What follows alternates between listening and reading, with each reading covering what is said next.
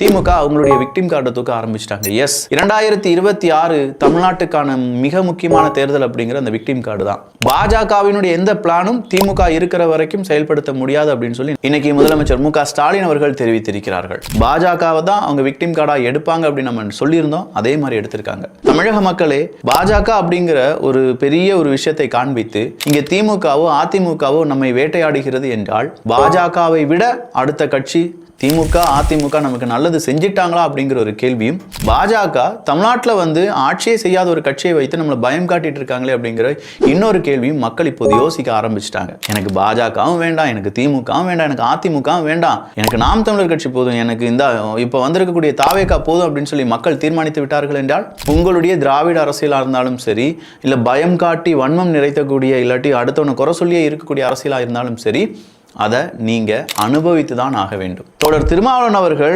அவருக்கு எதிராக நெரேட்டிவா செட் பண்ணிட்டாங்க.